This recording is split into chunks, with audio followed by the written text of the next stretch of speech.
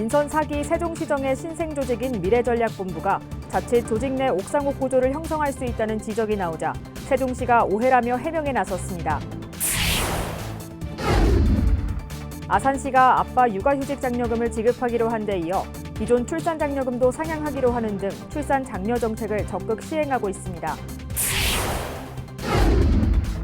천안시가 국토교통부에 부동산 조정 대상 지역 해제를 재차 요청하고 나섰습니다.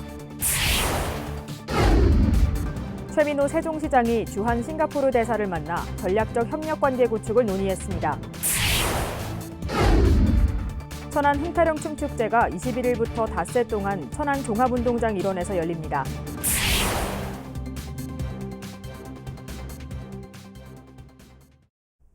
시청자 여러분 안녕하십니까? BTV 뉴스입니다.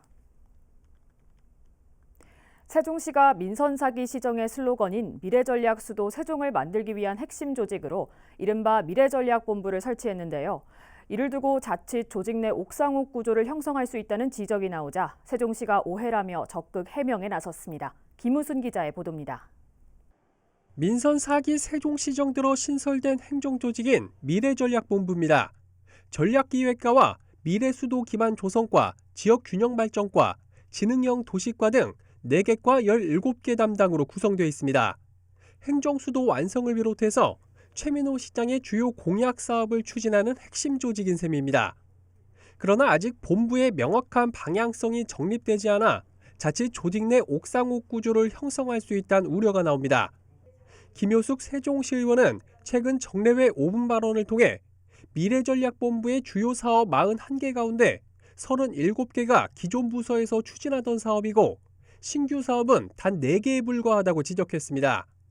기존 부서 이관 사업이 90%에 이르는 상황에서 세종시의 미래를 이끌 전략과 계획 수립이 가능한지에 대한 의문을 제기한 겁니다. 오히려 각 실급별 주요 업무가 미래전략본부로 이관되면서 조직 내 균형 상실과 직원 사기 저하라는 부작용을 초래할 수 있습니다. 상당수 사업이 불가피하게 타부서와 협업하는 구조로 이어지다 보니 자칫 조직 내 옥상옥 구조를 형성하거나 이러한 주장이 조직 개편 실효성 논란으로 번지자 세종시는 오해가 있다며 적극 해명에 나섰습니다. 미래전략본부에 주어진 업무는 다른 부서 업무와 중복되는 것이 아니라 계획성 있게 추진해야 할 업무를 추린 것이라고 설명했습니다. 또 신규 업무가 10%에 불과하다는 지적에 대해선 원래 업무가 있던 것이고 업무의 실체가 드러나려면 전담 조직이 있어야 되기에 만든 조직인 것이라고 해명했습니다. 중복되는 업무는 그렇게 본 거는 조금 오해가 있지 않나 싶습니다. 조직이라는 게 만들어지는 게 무슨 임의대로 만들지는 않습니다. 심사숙고해서 뭔가가 조직이 형성되는 건데 조금 그런 설명이 부족하지 않으면 저희들은 그렇게 생각합니다. 하지만 일각에서 불거지고 있는 신설 조직에 대한 우려를 불식시키기 위해서라도 미래전략본부가 새로운 성장 동력을 조속히 제시할 필요는 있어 보입니다. BTV 뉴스 김우순입니다. 앞서 시정 4기 핵심 조직인 미래전략본부에 대해 김효숙 세종시 의원이 문제를 제기한 리포트를 전해드렸는데요. 이와 관련한 세종시의회 본회의에서 진행된 김 의원의 5분 발언 내용 전문을 직접 들어보시죠. 본 의원은 오늘 민선 4기 첫 조직 개편으로 신설된 미래전략본부에 대해 시민의 기대와 희망에 부합하는 명확한 방향성 정립이 필요하다는 말씀을 드리고자 이 자리에 섰습니다. 미래전략본부는 1본부 삭과 17개 담당 정원 69명으로 조직되었으며 세종특별자치시 행정기구 및 정원조례 제15조에 따라 총 5가지 범주 업무를 수행하게 됩니다. 이 규정의 내용을 보면 도시 미래 전략 수립, 한글 문화 도시 조성 등 몇 가지를 제외한 대부분의 사업이 기존 도시 성장본부의 사무와 같거나 타부서 추진 사업이 이관된 수준입니다. 본 의원이 확인한 결과 실제로 총 41개의 미래전략본부 주요 사업 중 37개가 기존 부서에서 추진하던 사업이고 신규 사업은 4개에 불과했습니다. 총 사업 중 기존 부서 이관 사업이 90%인 상황에서 우리 시의 미래를 이끌 전략과 계획 수립이 과연 가능한지 강한 의문이 드는 이유입니다.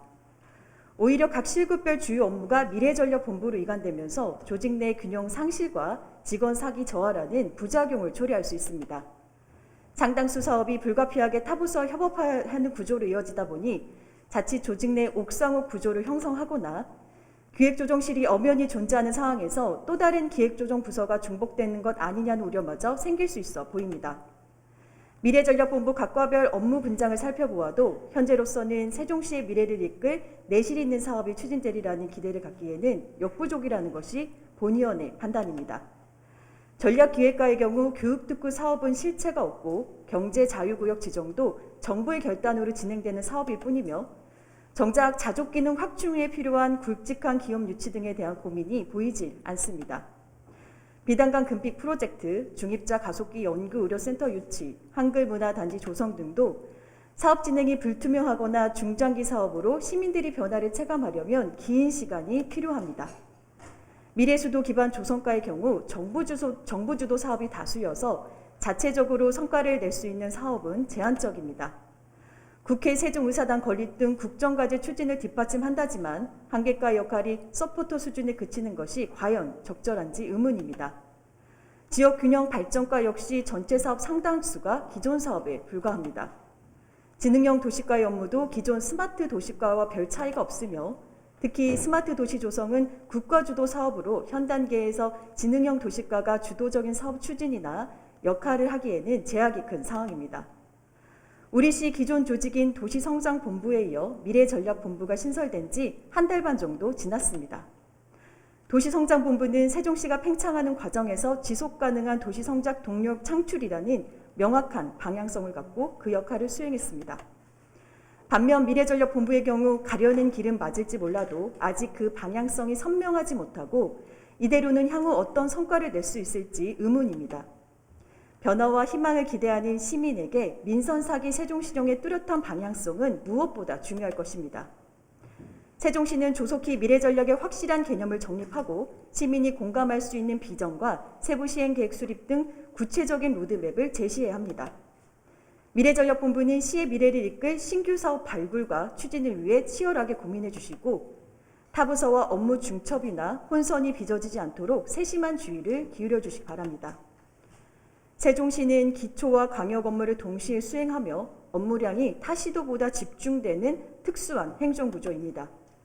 따라서 지금은 조직 신설에 급급하기보다 현 조직을 면밀하게 점검하고 시의 특성에 맞는 근무 여건 개선과 조직 문화 재정립이 더욱 절실한 때임을 명심하시길 바라며 마지막으로 세종시는 신설된 기구에 대한 우려를 불식시키고 자족기능 확충과 행정수도를 넘어 대한민국의 미래를 이끌 도시의 모델을 제시할 수 있는 동력 확보와 추진에 최선을 다해 주시길 당부하면서 5분 자유 발언을 마치겠습니다. 경청해 주셔서 감사합니다.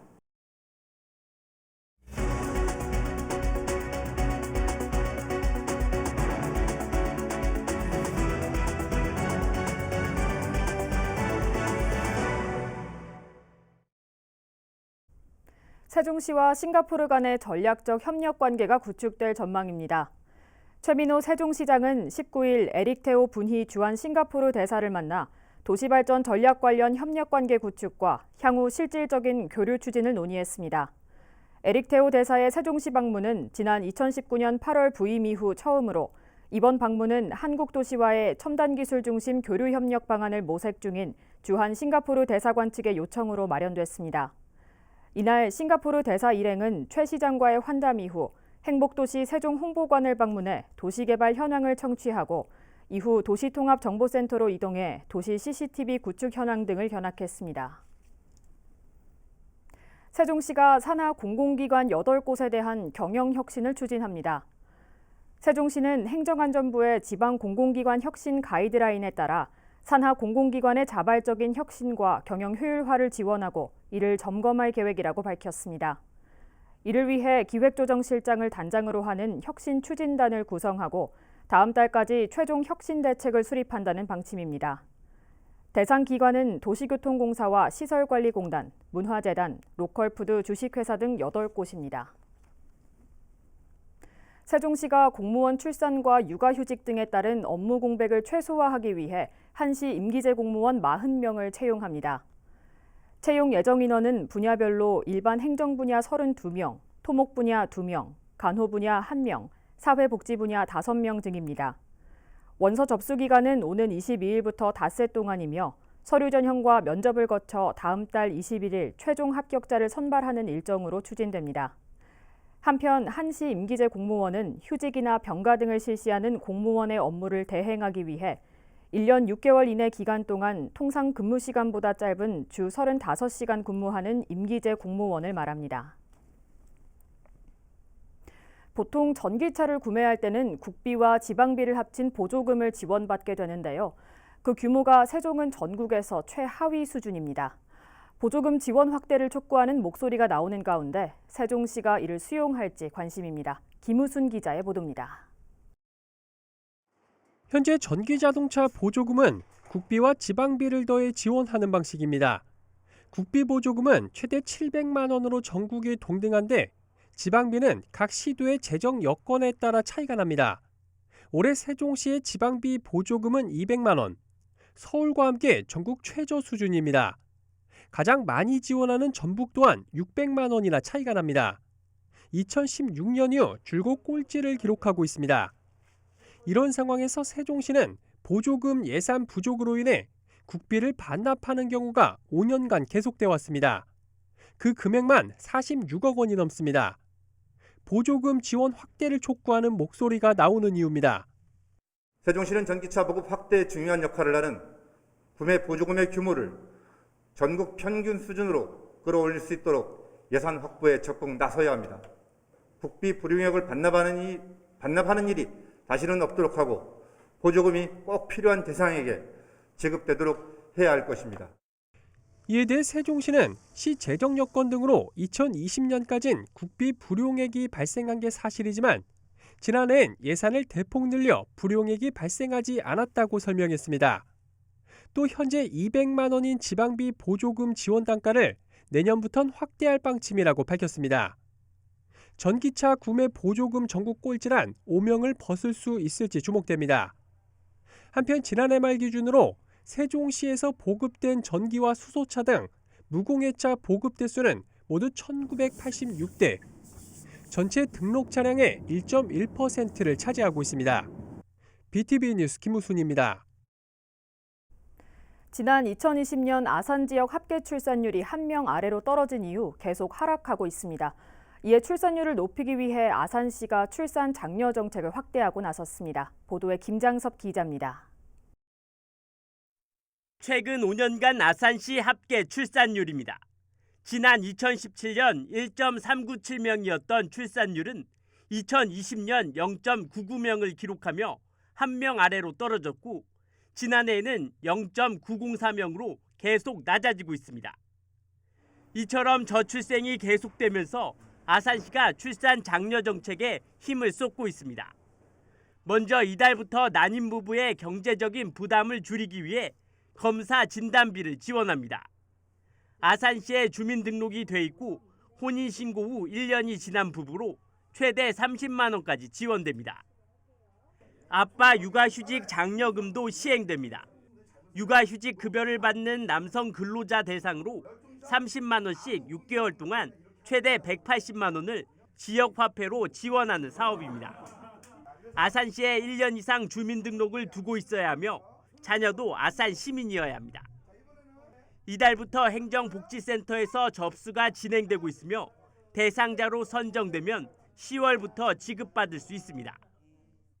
아울러 아산시는 출산 장려금 상향도 추진하고 있습니다. 내년부터 시행을 목표로 현재 첫째 30, 둘째 50, 셋째 100, 넷째 200만 원에서 첫째는 50만 원으로 상향되며 둘째와 셋째는 각각 100만 원과 200만 원, 넷째는 1000만 원으로 5배 확대할 예정입니다. 장려금 상향에 따른 소요 예산은 지난해보다 8억 원가량 증가한 16억 원 정도로 예상되고 있습니다. 현재 아산시는 보건복지부 사회보장제도 변경 협의를 진행 중으로 올해 안에 관련 조례를 개정해 내년 출생아부터 장려금을 확대 지원할 계획입니다. BTV 뉴스 김장섭입니다. 천안시가 국토교통부에 부동산 조정대상 지역 해제를 요청했습니다. 천안시는 지난 16일 조정대상 지역 해제를 위한 요건이 모두 충족된 것으로 판단해 국토교통부에 조정대상 지역 해제를 강력하게 건의했습니다. 시는 2022년 8월 기준으로 주택가격 상승률과 청약 경쟁률 등 정량적 해제 요건을 모두 충족하고 있는 것을 확인했습니다. 실제로 2020년 조정 대상 지역 지정 이후 아파트 분양 시장의 청약 경쟁률은 지속해서 하락한 것으로 나타났습니다. 또 아파트 평균 매매 가격의 지속적인 하락과 아파트 매매 거래량 급감 등 정성적 요건도 조정 대상 지역 해제 요건에 충분해 부동산 시장이 안정된 것으로 보고 있다고 밝혔습니다. 천안 흥타령 춤축제 2022가 21일부터 25일까지 5일간 천안 종합운동장과 천안시 일원에서 열립니다. 9월 21일 개막식과 축하 공연을 시작으로 진행되는 이번 축제는 온라인 예선을 통해 선발된 70여 팀의 전국 춤 경연대회와 23팀이 참가하는 거리 댄스 퍼레이드, 6개국이 참가하는 국제 춤 대회 등의 공연을 선보입니다. 또한 가족 단위 관람객을 위한 핑크퐁 어린이 공연, 뮤지컬 공연, 천안 고유설화인 능소설화를 주제로 제작한 마당 음악극 능소 등도 펼쳐집니다. 시민들이 참여할 수 있는 프로그램도 더욱 확대돼 현장에서 누구나 접수해 참여할 수 있는 막춤 대첩, 축제장 곳곳에서 진행되는 프린지 공연 등 다양한 프로그램이 준비돼 있습니다.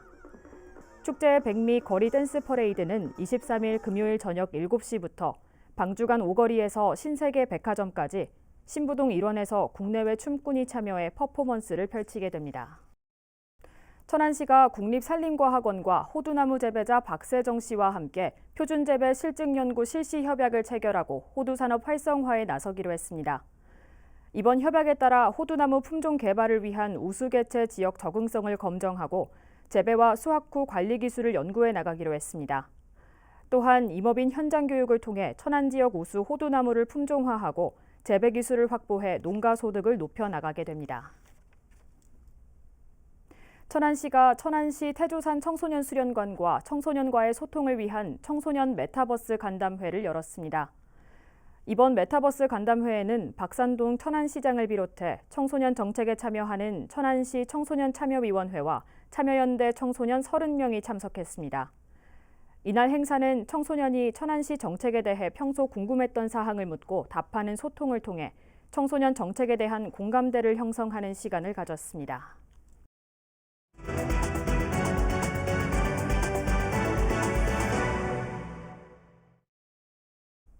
온라인 구매 활성화와 코로나19로 인해 지역 서점을 찾는 손님들이 줄고 있는데요.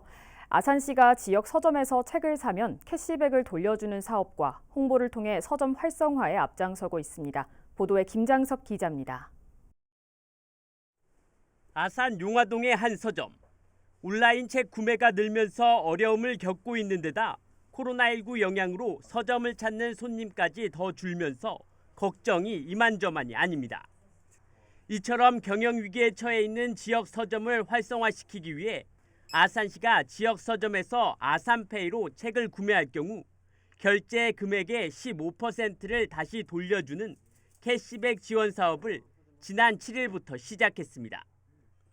만원짜리 책을 살 경우 기존 아산페이 할인 10%에 캐시백으로 결제 금액의 15%를 돌려주면서 7,500원에 구입할 수 있는 겁니다.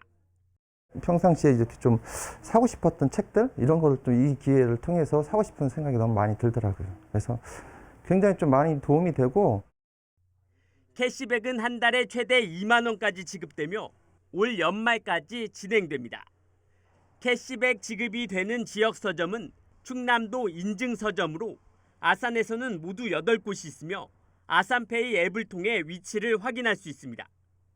지역 서점은 이 같은 캐시백 지원 사업이 서점 활성화에 큰 도움이 될 것으로 기대하고 있습니다. 인터넷으로 사는 것보다는 아마 가까운 서점으로 와갖고 많이 이용할 것 같아요. 지금도 며칠 안 됐는데도 계속 손님은 조금씩 늘어나거든요. 아산시 중앙도서관, 환경을 주제로 한 책들이 소개돼 있습니다. 도서관과 지역 서점이 특정한 주제에 맞는 여러 책을 선별해 독자에게 제안하는 북큐레이션으로 아산 지역 3개 도서관에서 지역 서점 8곳이 함께하고 있습니다. 전시된 책 대여는 물론 지역 서점의 홍보도 같이 진행되면서 독자들의 관심을 끌고 있습니다. 모두 지역 서점과 상생하기 위한 사업입니다. 부큐레이션 같은 경우에는 이제 지속적으로 할 예정에 있고요. 북적북적 캐시백 같은 경우에는 올해 도하고 함께하는 시범 사업으로 추후 성과를 보고 더 확대할 예정에 있습니다. 위기에 빠진 지역 서점. 지역 서점을 활성화시키기 위한 다양한 노력이 이어지고 있습니다. BTV 뉴스 김장섭입니다. 신진 무용예술가 육성 프로젝트 2022 코리아 국제 현대무용 콩쿠르가 21일까지 천안예술의 전당과 천안시청 봉서홀에서 열립니다. 올해로 13회째를 맞이한 세계적 규모의 국제 경영대회인 콩쿠르는 국내 예선과 지역 예선, 특전대회, 해외 예선을 통해 143명이 본선 경연에 참여했습니다. 또한 비대면 부문 30명의 해외 참가자가 더해져 총 173명의 참가자가 본선에 진출합니다. 수상자들의 작품은 천안 흥타령 춤축제 특설 무대에서 월드갈라 무대를 장식하게 됩니다.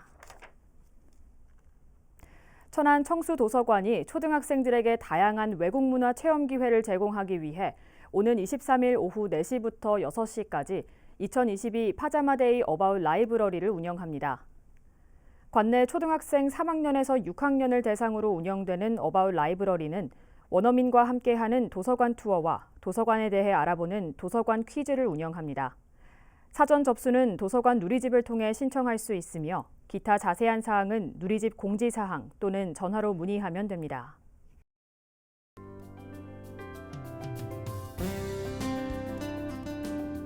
천안시 복지재단과 사회복지법인 세종 충남 가톨릭 사회복지회가 나눔문화 확산을 위한 업무 협약을 체결했습니다. 두 기관은 지역사회 기부와 나눔문화 확산을 위한 사회공헌 활동 공동수행과 천안시 복지 사각지대 지원을 위한 임직원의 자발적 정기후원 참여 등 다양한 사업을 함께하기로 했습니다. 천안시 일봉동 주민자치위원회가 지난 16일 천안시 맑은물 사업본부 음악분수 광장에서 지역 주민 등 500여 명이 참석한 가운데 제11회 일봉산 음악회를 열었습니다. 이날 음악회는 일봉동 주민자치센터 수강생들이 그동안 갈고 닦은 라인 댄스, 포크 기타, 웰빙 댄스, 캘리그라피 전시 등을 선보였습니다. 천안시 수신면 행복키움 지원단이 지난 16일 신규 단원을 위촉하고 상반기 사업 보고와 하반기 신규 사업을 논의했습니다. 이 자리에서 주거 환경이 열악하고 노인 인구가 많은 지역 특성을 반영한 주거 환경 개선, 밑반찬 전달 및 안부 확인 사업 등을 알차게 추진하기로 했습니다. 이상으로 BTV 뉴스를 마칩니다. 시청해주신 여러분 고맙습니다.